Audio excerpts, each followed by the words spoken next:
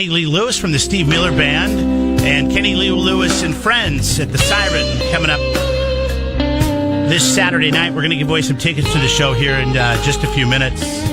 Kenny, will your eyes look like that at any time at the Siren on Saturday night? Did you see your eyes? Did I see my eyes? Yeah. Oh, I think so. Yeah. On the screen. Yeah. I picked this up. Is it Windsor? Is that where? Ontario? Is that where? Oh, yeah. I think you're talking about a picture where I had the bass and I was looking it over and I looked kind of funny. Yeah. Yeah, that's it. That was a funny look. For those of you not following, you can follow along, right? That was kind of a mug. You can follow along at home. I was making the face. Yeah, we're on Facebook Live, by the way. Kenny Lee Lewis in studio from the Steve Miller Band and Kenny Lee Lewis and Friends tonight at the Siren. Can you hear everything on your headphones? I can. Okay, good. It says on the caption of the picture, highly animated Kenny Lee Lewis performs with Steve Miller Band. Yep. Do you consider yourself to be highly animated? Highly animated. That's a... from time to time, Steve is a very subtle type of entertainer. He wears sunglasses. He's kind of like a Roy Orbison of blues rock pop. And he looks down on the ground. He's looking at his guitar pedals. He's looking at his guitar. So, to add a little spice to the show, sometimes the guitar player and I will, we'll act out a little bit and mug a little bit for the people. Especially with the prices today, to go to a live show, you got to give them something a little nutty, That's going to be some of the fun, though, right? I mean, you get to kind of play a character in a little bit. Right, but we can't go too nuts because then Steve will see it on a video later on and he'll go, you guys are like stealing the show. So we have to be a little more subtle along with it because we're all looking at our shoes, just kind of like, is it time to look out there now? The first time I really got to meet you, Jeff and I, you invited us backstage. You played at the fair, and we got to go back and kind of meet the band and everything. And Steve was not there, and Jeff and I stepped outside the trailer, and he came out of the back. I think there was he was getting a massage or something, wasn't he? Yeah. They give you massages when you play the fair? We hire a company called Red. Well, I won't give the name. Okay, but you hire. I won't give the advertising, but we hire different types of masseuses that come to mainly do the crew because they're so beat up, after set up and set down, that they're on site, and then Steve will usually get one or two, one before and after. But if you want to put a little per diem out there, you can get one for yourself too, But yeah, Steve usually is getting a massage just about every. It's pretty cool. You get the whole crew taken care of because it's back-breaking work to do what they do, and we would be nothing without them. I mean, they put the whole thing together. We just show up like a bunch of prima donnas and put on our guitars and basses and just play. Speaking of comfort on the road, when you play at Vina Robles, are you going to stay at home? When you're touring and you play at Vina Robles later on this summer? I think we're just driving through that day. I think we're coming up from L.A., which we're playing the Creek or something, and I think we're just kind of like driving up for the day, and then we're going to San Francisco directly after the show. No, but in the past, you're that close to home and not even be able to sleep in your same bed. But in the past, even if we do, we usually get a. Can I say a name of a business? You can do whatever you want. We get a hotel. Listen, we talked about Harbor Freight for 30 minutes, and we like the Granada because it's just such a charming little place. It's just such a weird little hotel. Oh, downtown Slow? Yeah. Oh, and the food there, and the bar. Yeah. They got this new night, what's it called? Nightcap Lounge? Yeah. It's pretty cool. It's just a really quaint little, funny, looking little hotel, and the band likes it. And the band's pretty snooty about hotels. So they like that. And they like downtown. Mm-hmm. So we usually stay there when we do. And if we do, I don't sleep at home. I get my room and I stay downtown with Diane, even though we're 10 minutes from the house, because we just want to, You don't have to make your own bed. Oh, yeah, exactly. We just want like a little fantasy for the night or something. I've always said if I didn't have family and I was just a single guy and money was no object, that hotel living would be the living. Because somebody comes and cleans your room on a daily basis. Yes. All you have to worry about is getting ready. Yep. Walking out the door. Yep. Coming back, everything's clean for you. Yep. And you can put everything out from your suitcase. You can see everything. Yeah. So there's nothing out of sight, out of mind, So it's just it's like a desk in a really disorganized person's office. Yeah, no, it totally makes sense. Kenny Lee Lewis hanging out with us. Kenny Lee Lewis and Friends, how long have you been doing that? We've been doing that for probably about, I'm going to say about 2.5 years, something like that. A really great entertainer, bass player by the name of Bobby Santa Cruz, started hiring me to play guitar in his band when I was off tour. Just kind of he's a local guy, right? I've heard that name. Yeah, he's great. He's originally from Bakersfield, but he's been living here for quite a while in Los Osos. And he started using me on guitar, which was really cool. And we, play all these places around here. The Auto Rock when it was still going, and just all kinds of different places. Did you ever play the Avila Beach Farmers Market that Friday night in front of Mr. Rick's? There was a guy that looked just like you, but he had the sunglasses going, and I was like, I'm not sure. The only time I've ever played down there was for Adam, when he was doing his Christmas shows. Oh, okay. So we did one on a flatbed, and we did another one inside the old slow brew. Oh, okay. But no, that was the only time I've ever performed there. So local show wise, Auto Rock. So anyway, Bobby started hiring me. So then I got the idea. Well, shoot, I want to do my own show. I want to do my original songs. I want to kind of have some fun playing some of my songs from my childhood, whatever. All the golden era stuff. So I basically hired his band to be my band, and I just started promoting my own shows, and that's kind of where it started. And we've been doing Diambino's up in Paso Robles. We've been doing the Siren. We've been doing a couple other dates, but I personally like to play indoors, and I like to have a PA, sound, and lights. I'm a little more of a prima donna that way, and I don't own a PA anymore. I got tired of schlepping PAs, so I said, let's just play places where they have PA, lights, and sound, and that's really hard to find, even in L.A. I've heard the Siren has really done a bang-up job. Really nice setup. It's great. I mean, the sound guy's really great. It's great sound, great lights. It's a different atmosphere. It had a little bit of a reputation as being kind of a biker bar, back in the old days, called Happy Jacks. And the new owners have completely given it a facelift, and it's very nice. They just had a food menu too, so it's really a great place to play. And people can get it's nice because it's an L-shaped room, so the locals can still hang over in the right and do their pool and their hang at the bar, and then the other half of the L is the band and the audience there. So it's very quaint, very nice. But I think you can get up to 300 people in there if you just have them standing. Kenny Lee Lewis hanging out with us. Probably talk a little bit about playing Vina Robles. Yes, we started playing there probably about 3 years ago, too. Yeah. We used to do the Mid-State Fairs, and it was always fun, but it was, a little, how fairs are. In fact, you guys came backstage. You were talking about how everybody was out of there. Well, what was out of there was the beer was out of there. I couldn't even offer you guys a beer because with a fair, the rules are there's no alcohol backstage. I think they've loosened up since you played there last. Really? Yeah, they got a new director. What's his name? Mike, whatever his name is. He's Bradley. Mike Bradley. Yeah. Yeah. He's made some changes, some really good changes. Yeah. I mean, I don't know because I'm not in a band. We like doing it, but I mean, now that Vina Robles is open and running, it's more of like a normal shed, especially for a crew. The load in and load out situation is typical. I mean, I remember when we used to have to take a break from setting up stages because they'd run the little baby bowls from one side of the pen underneath the stage to some other spot, and we had to kind of take a break to let them run these bowls back and forth. It was, and of course the odor was very charming. So not to sound like a city boy, but no, I actually go backpacking and go in the mountains and stuff all the time. But it was just a little more humble. So now that Vina Robles is open and it's kind of first class venue, we just decided to keep playing there. Right, and I've made this argument is people that go to the fair shows, they tend to go to the fair shows and there's a lot of socializing there. It's a fair, so by nature it's a social event for people to meet up. Whereas I believe people that go to shows at the Vina Robles Amphitheater, probably it's a full season, so it's not like this condensed week of socializing it's like a kind of a class reunion for Paso Robles and Atascadero at the California Mid-State Fair. Whereas at Vina Robles, it's a full season and you are going to get more music lovers there and people that are there to see you perform and not talking while you're playing and talking in front of me while you're playing. Right. It's really a business. Bothers me. It's a business, and it's really what we as classic rockers make our living doing now. Because as I mean, there's no terrestrial radio for our format. If we do, what about 93.3 KZOZ? Yeah, but you guys wouldn't.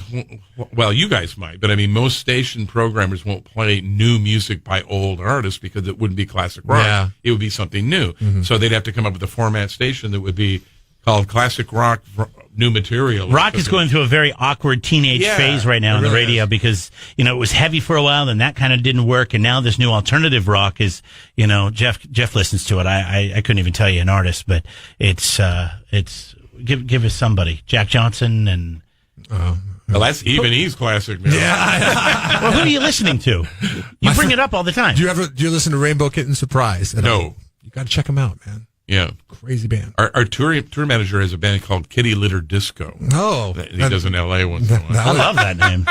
I'm interested. But anyway, my point is that our only income stream is really live performance. We kind of gone back to our roots. Right. When we started when we were kids, selling records out of our trunks of our cars and playing live gigs. Well, in a way, that's what you're kind of doing at the Siren. And play at D&Bino's. And at the Forum. I mean, it's like, it's just, live gig. That's why the ticket prices have come up a little bit, is to sort of make up for the fact that we're not selling hard copy records and CDs anymore. And the streams don't pay anything. And there's nobody, like I said, classic radio, you guys are playing Steve's stuff, and he gets paid for that, which is good. So he's getting paid.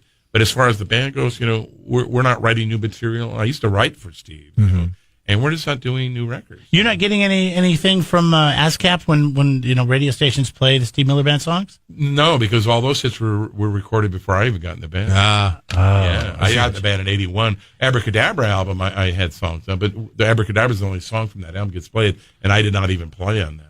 That was an old track that we brought up. You've been in the band a long time, though. You've been playing music, 30 plus years, right? 38, this year. So, tour is your bread and butter. Correct. And that's my point, is that, that's why the prices have gone up a little bit. And it makes sense. And so getting back to Vina Rumbles, it's a business. There's bands coming in and out all the time. We're all just trying to pay our rent, It used to be the old model was you would go out on tour and play for next to nothing to get the exposure to get people to buy the album. Yeah, and if you had a hit, you'd make the money off the record sales and the mechanicals from that on your songwriting, and then, just everything that comes with that. Very interesting inside kind of perspective. It's a completely live music today. Completely different market now. Yeah. The streams just don't make it. So I got a couple of CDs in front of me. It's Kenny Lewis and Friends, right? And the friends are, like I said, Bobby Santa Cruz on bass. Right. He has a great guitar player he grew up with that joined our band about a year and a half ago named Marty Townsend. And he plays every bit as good as I do. That's why I invited him in. And we're doing dual harmony lead guitar parts, Are you singing on this? On these songs? Oh, I'm the lead singer of this band. Okay, so I got a couple of tracks here. Okay. Let's see here. Is it? I sent you a brand new one I wrote the other day. Called Dead Man's Hand. Yes. Really cool. You want to play that? Should I play it when I come back? You can. Why not? Let's do it. If you have that now. I do. I have it. It's ready to go. Oh, see, I told you. They'll be at the Siren coming up Saturday night, 8 o'clock, ticketfly.com or the Siren, MorrowBay.com. What's the number one thing people ask you, Kenny, about being in the Steve Miller Band? I think the first question that always comes up is, what's it like playing for that large of an audience? Because we played some pretty big venues. And pretty big crowds. Right. I think once we played in Austin when Lance Armstrong ran the Tour de France, I think for the 7th time, he was going with Sheryl Crow. The city all came out and people from all around Texas. And I think we played on Congress Avenue all the way down the road. There must have been 100,000 people. Wow. And they had delay towers and video screens that went off into infinity. And it was just the craziest thing. Then we did a 4th of July show with the military on 4th of July in St. Louis once. And that was about, probably 80,000, 90,000 people right on the river. My word. So that's usually the question. It's like, do you get nervous and what's it like? Blah, blah, blah, blah, blah. And I just tell them, hey, usually if it's an indoor gig, I can only see the first 10 rows anyway. Right. It's all dark beyond that. So it's just like playing like a, like lights in your high eyes. School gym or something, that's what it looks like, Then of course when they turn the house lights on, you go like, oh my God. But I got over nervousness, of course, many years ago. So that's usually the first question, because people get scared about being in a fishbowl in front of that many people. So they just want to know what that's like. That's the first question. Yeah. It's funny because I would think you would get more if there was nerves. If there even were nerves, it would be a smaller room where you can almost kind of see everybody versus a big sea of people. And that is true. And sometimes when I'm playing a small venue, it is a little more because you have to win them over. The applause isn't as much. Basically the applause meter is like what you judge things by.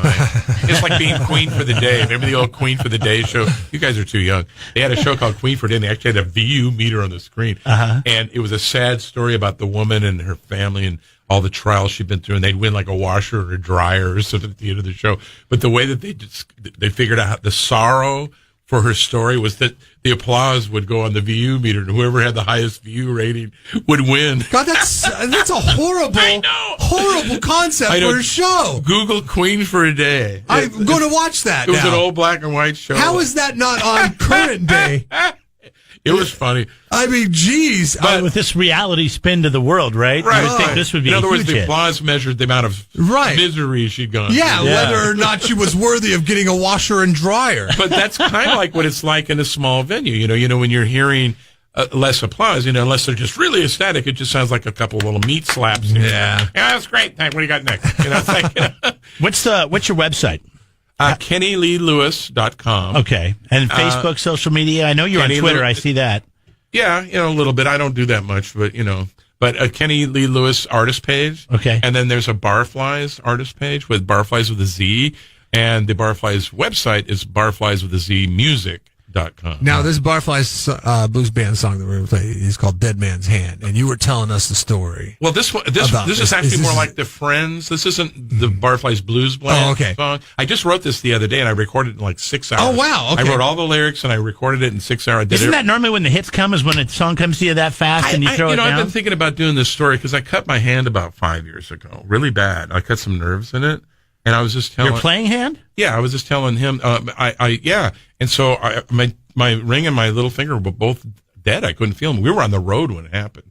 So basically what happened is that, I had to go to Cedars to have surgery. This was weeks later. It had already healed over. The nerves were disconnected. They'd pulled apart. There were neuromas on it. I'm not going to go into detail, but he basically had to give me new nerves. So the surgeon said, do you want synthetic or do you want cadaver? And I went like... Wow, cadaver. Did he say cadaver? Yeah. It was late last night. Anyway, so I said, well, I'm kind of a natural guy. Give me cadaver. Yeah, I think I want, because that's, And the cadaver nerves are denatured. They remove all the DNA, so there's no rejection or anything. And the idea is that your cells will grow across that bridge and connect. So little tiny sutures and a little super glue, he put those nerves in. And I actually got a total sensation back in my ring finger, but not totally in my little finger because I'd waited so long because we were touring. So you were playing shows with no finger, with two fingers less. I was playing bass with my index and my middle, yeah. And that's it. Yeah, but if I had been playing guitar on the show, I wouldn't have been able to have done it. So it was just a coincidence. Anybody in the band freak out that you were, two fingers short? Oh, yeah. But anyway, basically what happened was that they gave me the cadaver nerves. It worked. I did a lot of therapy, and I got sensation back. And so... I always thought about writing a song about, wow, man, I got the nerves of a dead man's hand. You got a pretty cool scar? So hold it up to the camera. Oh, yeah. Well, I mean, you can't see it now. It's probably pretty all tough. around this lifeline. Oh, my gosh. Yeah, and it went all the way up the little finger, all the way up to here. Oh, dear That's God. probably why the little finger is still dead here at the tip. But it was. You can see. How did you cut it? It's the shape of the glass. See, were you in an accident or did you just? No, I was in a jazz club in Florida. I just played a gig. I had a tumbler in my hand like this, and it was last call. And I was getting ready to go get one more, margarita Cocktail? before they shut it down. But I had not been drinking all night. I've actually been playing. I had all my lemons and limes the way I like it, because that's a whole other story. I got to do citrates to keep away stones and all that stuff. Anyway, I know about that. I had my glasses all set up, and I was going to go get this other drink, and they had mopped the floor. It was a marble floor, this Italian restaurant, and nobody had told me.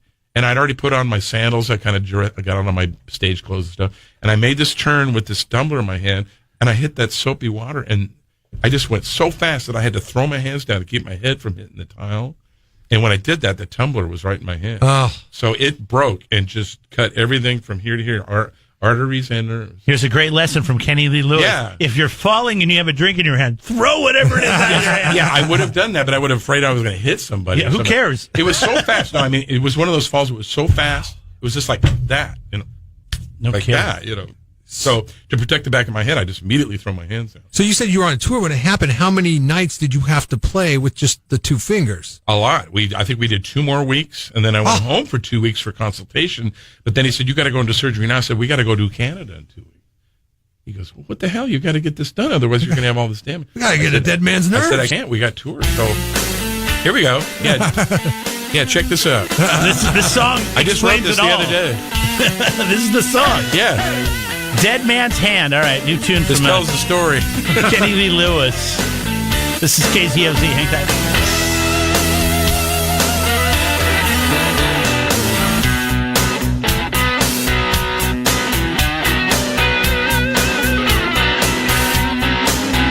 Last call, end of the night. Just one more song, no one's inside. Picked up my glass, I slipped and fell. I cut my hand all the way to hell. Oh no. Ran to the doctor to get the bad news. Couldn't feel my fingers, couldn't tie my shoes. He said, "Before I stitch it, I'll do what I can by giving you the nerves of a dead man's hand." Oh no, a dead man's hand. Oh no, a dead man's hand.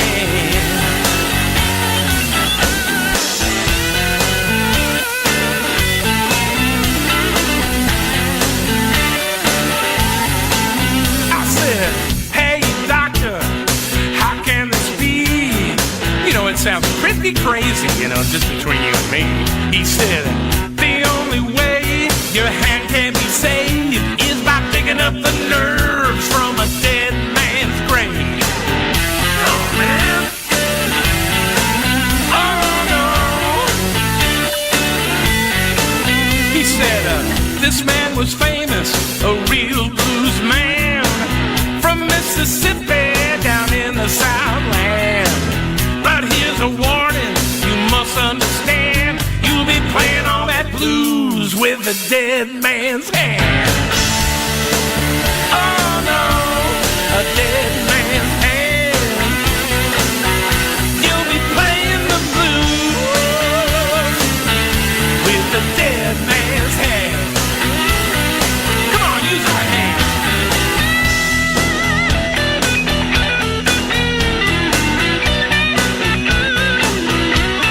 Sounds pretty good to me.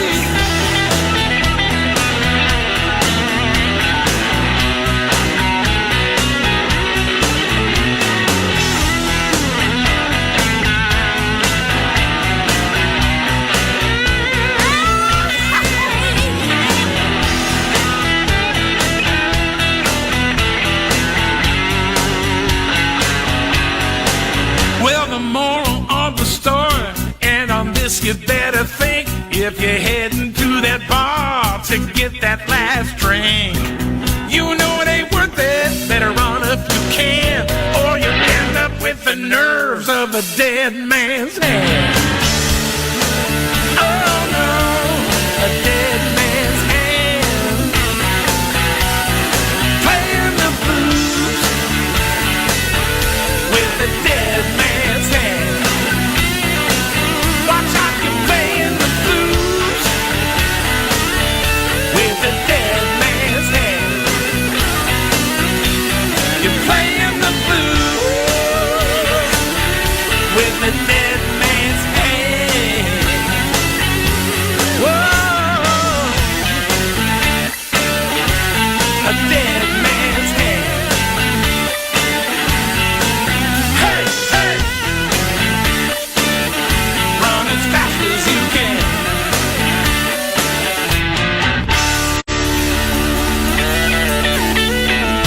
Kenny Lee Lewis and Dead Man's Hand, and that's his hand. That's the story of his new hand. It is Jeff and Jeremy. It's KZOZ. Did they notify the relatives of the nerve donor No, I don't think so. These that are the just, nerves went to servicing wanna know the that. bass player for the Steve Miller Band's hand. Well, like the lyrics said, I'm making up the fact that I'm trying to like set. I'm a writer now. I have a book that's on Amazon.com called Skeleton Dolls, Children of the Tower. It's been for sale for a couple of years now. It's doing very well, and I just wrote a sequel to it. So I'm trying to become a writer as well. Yeah, it's like a creepy story, so I'm becoming right? It's like sci-fi fantasy. It's pretty interesting. But I'm becoming more of a writer, so I'm making up stuff all the time, So I don't know where these nerves came from that the doctor put in my hand, but I just made up the story that it came from this Mississippi famous blues guy and made me play different once they were in my hand. I'm just thinking, is there a little bit of truth to how you possibly feel about that, though? Well, yeah, because it's kind of freaky. They put a dead person's nerves in my hand, and the nerves, they were denatured. The DNA was removed, of course. But so they wouldn't be rejected. Uh-huh. But my living tissue actually grew across the bridge of those dead nerves, and it reconnected. It's amazing. I mean, this doctor, modern medicine is this doctor down at Cedars is amazing. I went to the best hand guy on the West Coast. He was fantastic.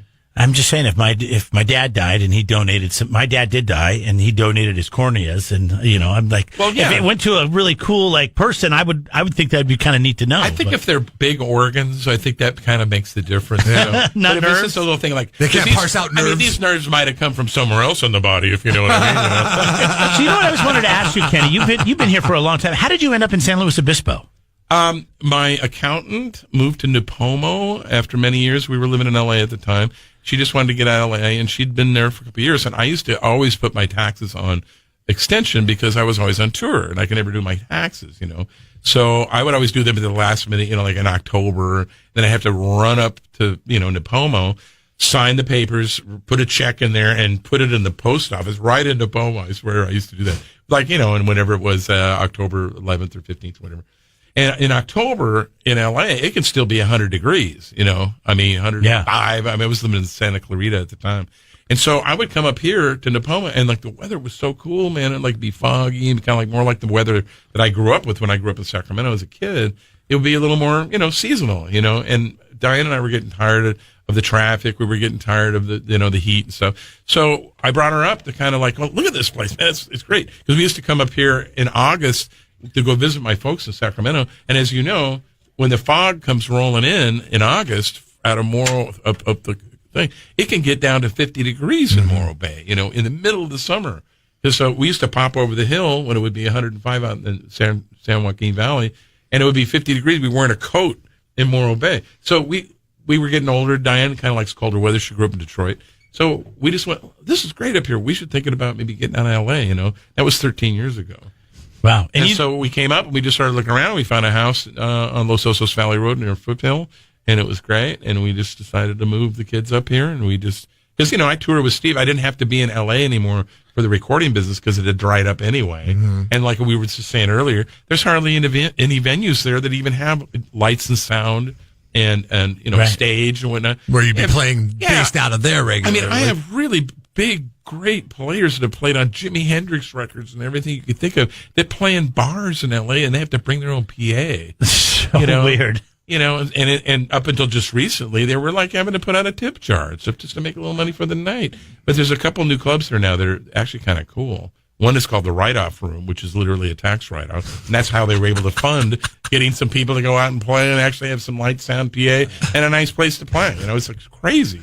So that's such an interesting concept for a club. Well, a lot of business people just don't want to support the arts. They don't want, even the wineries around here, they're just, Vina Robles is an exception because they built a big thing. Right. But there's no 300 seaters that have a great PA lights and sound. Mm-hmm. That's what we need around here. All right. Well, I'm gonna let you get on with your day. Thanks for coming by. We're gonna rock your socks off. We gotta have you come by more often. You live down the street, so yeah, absolutely. It was good to see you. Yeah, thank you. All right. Jeff and Jeremy in the morning.